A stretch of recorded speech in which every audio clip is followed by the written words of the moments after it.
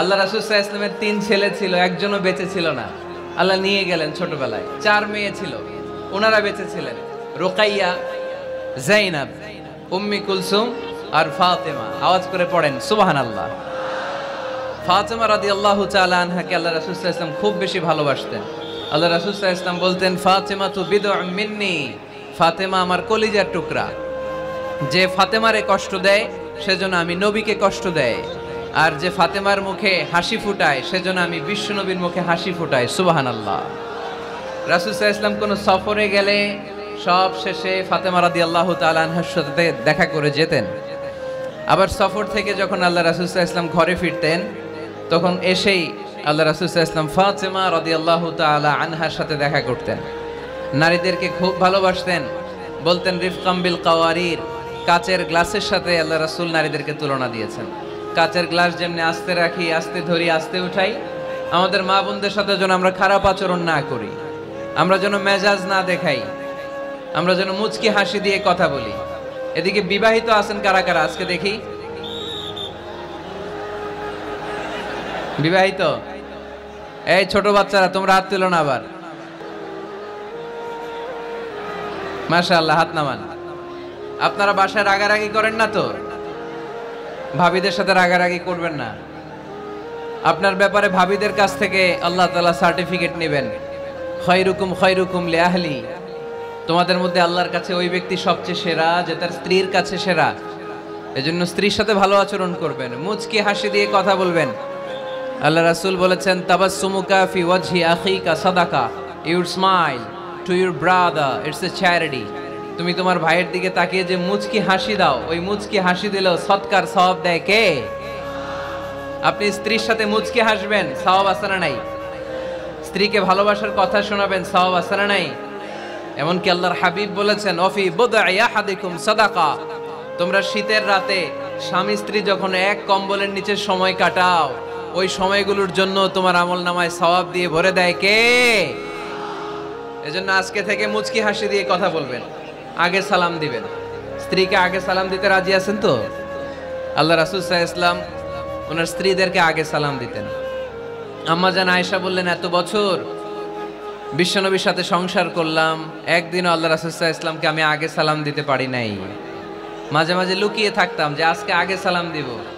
কিন্তু আল্লাহ রাসূল সাল্লাল্লাহু আলাইহি ওয়াসাল্লাম এশার নামাজ পড়ে যখন ঘরে ঢুকতেন, ঘরে ঢোকার অনেক আগ থেকে আম্মা জান আয়েশাকে বলতেন, আসসালামু আলাইকুম ওয়া রাহমাতুল্লাহি ওয়া বারাকাতুহু। এজন্য আমরা যেন বেশি বেশি সালাম দেই। তো একজন নারী বরকতময় কিনা আমরা বুঝবো তার প্রথম সন্তান যদি কন্যা, তার মানে কন্যা আসলেই ঘরে বরকত আছে না নাই? আছে। এরপরে এই কন্যাকে যখন আপনি শিক্ষা দান করবেন, ভালো পাত্রের হাতে তুলে দিবেন, তখন ওই কন্যা বাবার জন্য জান্নাতের দরজা খুলে দেয়। সুবহানাল্লাহ পড়তে পারলেন না? এরপর সে যখন কারো স্ত্রী হয়, তার কাছ থেকে আল্লাহ তাআলা সার্টিফিকেট নেয় স্বামীর ব্যাপারে। তারপর যখন সন্তান সম্ভবা হয়, অনেক নারী বাচ্চা ডেলিভারি করতে যেয়ে মারা যায়। সন্তান ডেলিভারি করতে যেয়ে যে নারী মারা যায়, ওই নারীদেরকে কিয়ামতের দিন আল্লাহ শহীদদের কাতারে দাঁড় করায় দিবেন। আর যদি সহি সালামতে বাচ্চা ডেলিভারি করতে পারে, তাহলে ইসলাম বলে আল জান্নাতু তাহতা আকদামি উম্মাহাতিকুম। ও দুনিয়ার পুরুষেরা শোনো, তোমাদের পায়ের নিচে থাকে জুতা, জুতার নিচে থাকে বালু, আর এক একটা মায়ের পায়ের নিচে থাকে তার ছেলে মেয়েদের জান্নাত। পড়েন সুবহানাল্লাহ। ওগো মা তুমি এই ধরনের শ্রেষ্ঠ নিয়ামত, তোমারই পদ তলে রয়েছে জান্নাত। ওগো মা তুমি এই ধরনের শ্রেষ্ঠ নিয়ামত, তোমারই পদ তলে রয়েছে জান্নাত। সুবহানাল্লাহ পড়েন। আচ্ছা, এই দুনিয়াটাকে যদি 100 বার আমরা বিক্রি করে দেই, ওই বিক্রির টাকা দিয়ে জান্নাতের একটা টেবিলের দাম হবে? এই দুনিয়াকে 2000 বার বিক্রি করে দিলে যেই টাকা পাওয়া যাবে, ওই টাকা দিয়ে যদি জান্নাতের একটা চেয়ার কিনতে চাই, ওই চেয়ারের দাম হবে? তাহলে যে মায়ের 2টা পায়ের নিচে আল্লাহর 8টা জান্নাত পড়ে আছে, ওই 8টা জান্নাতের ওই পা 2টার দাম কত? রাসূল সাল্লাল্লাহু আলাইহি ওয়াসাল্লাম বলেছেন, লাউ কাতাআতা জিলদাক, তুমি তোমার গায়ের চামড়া কেটেও যদি মায়ের পায়ের জুতা বানিয়ে দাও, তাহলে ছোটবেলায় যে দুধ খেয়েছো, এক ঢোক দুধের শোধ কোনোদিন আদায় হবে না। চিল্লায় এখন সুবহানাল্লাহ। মায়ের এক ধার দুধের দাম, কাটিয়া গায়ের চাম, পাপোশ বানাইলেও ঋণের শোধ হবে না, এমন দরদি ভাবে কেউ হবে না আমার মাহাগো। ঠিক কিনা? এজন্য মা বাবা যাদের বেঁচে আছে, আমরা যেন মা বাবার কাছ থেকে দোয়া নেই। পীর সাহেবের কাছে যদি দোয়া নিতে যান, দোয়া কবুল হতেও পারে, নাও হতে পারে। গোটা বিশ্বের সব পীর সাহেব যদি এক গ্লাস পানির মধ্যে দোয়া পরে ফু দেয়, গোটা বিশ্বের সব ইমাম সাহেব যদি, খতিব সাহেব যদি এক গ্লাস পানির মধ্যে দোয়া পরে ফু দেয়, আর আপনার আম্মা শুধু সুবহানাল্লাহ বলে যদি আরেক গ্লাস পানির মধ্যে ফু দেয়, আপনার মায়ের দোয়াটা মুহূর্তে আল্লাহর দরবারে কবুল হয়ে যাবে। এজন্য আব্বা আম্মার দোয়া নিতে রাজি আছি তো? যাদের আব্বা আম্মা বেঁচে আছে, আল্লাহ যেন হায়াত দারাজ করে, আমরা পড়ি আমিন। যারা আমরা আমাদের আব্বা আম্মা, আমাদের বটবৃক্ষগুলোকে হারিয়েছি, তাদের কবরগুলোরে আল্লাহ জান্নাতের বাগান বানিয়ে দিক, আমরা পড়ি আমিন। আর দেরি না করে আমরা সরাসরি মহাবিশ্বের মহাবিশ্বয় মহাগ্রন্থ আল কোরআন আল কারিম থেকে কথা শুনব।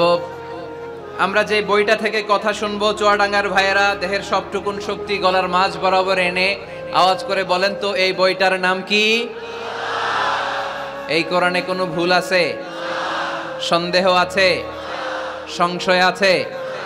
আমাদের জীবন সমস্যার সব কিছুর সমাধান এই কোরআনের ভেতরে দিয়েছে কে?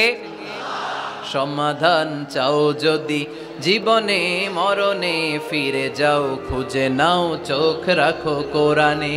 ঠিক কি না? সমাধান চাও যদি জীবনে মরণে, ফিরে যাও খুঁজে নাও, চোখ রাখো কোরআনে। If you want a solution this দুনিয়া এন্ড আখিরা, go back, have a look to the holy কোরআনে। ঠিক কি না?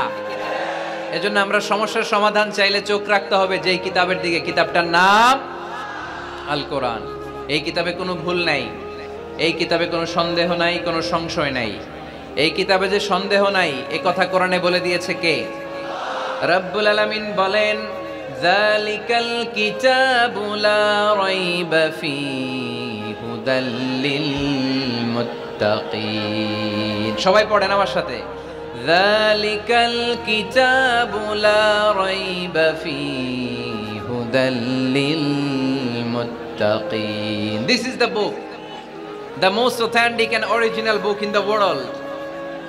There is no doubt in it and a guidance to those who are muttaqin.